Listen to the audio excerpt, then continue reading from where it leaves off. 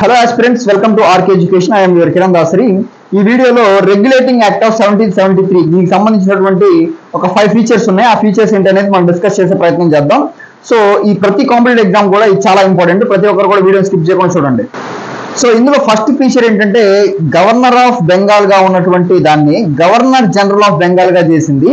అదే విధంగా ఈ గవర్నర్ జనరల్ ఆఫ్ బెంగాల్ కి సహాయంగా ఉండడానికి ఒక 4 మెంబర్ని నియమించింది.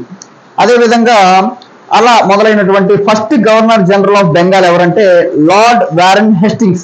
ఈయన first governor general of Bengal. ఇది చాలా ఇంపార్టెంట్ బిట్.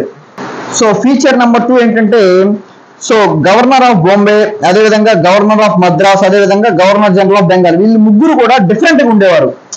ఈ ఫీచర్ అంటే ఈ రెగ్యులేటింగ్ యాక్ట్ ఆఫ్ 1773 రాకముందు ఈ ముగ్గురు కూడా వేరువేరుగా ఉండేవారు.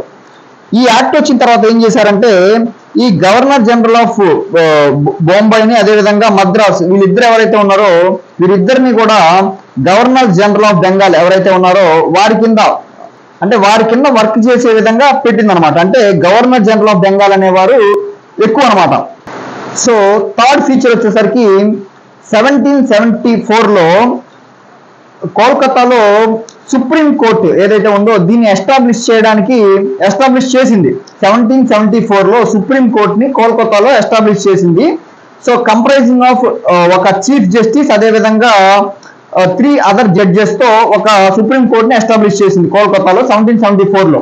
సో ఇది ఫీచర్ నెంబర్ 3.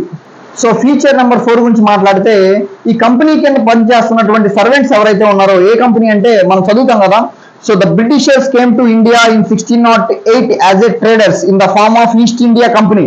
సో ఈ ఈస్ట్ ఇండియా కంపెనీలో పనిచేస్తున్నటువంటి ట్రేడర్స్ ఎవరైతే సర్వెంట్స్ ఎవరైతే ఉన్నారో వారిని ప్రైవేట్ ట్రేడ్స్ కానివ్వండి, అంటే వారు వ్యాపారాలు చేసుకోవడం కానివ్వండి, ఎవరైతే ఇండియాలో ఉన్నటువంటి లోకల్స్ దగ్గర నుంచి బహుమతులు కానివ్వండి, అదేవిధంగా లంచాలు తీసుకోకుండా ప్రోహిబిట్ చేసింది, అంటే తీసుకోవద్దని చెప్పింది ఈ act.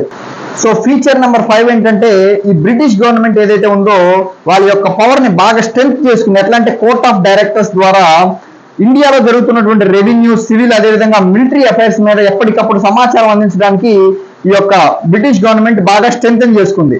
So these are the 5 features in regulating act of 1773. చాలా ఇంపార్టెంట్ అనమాట.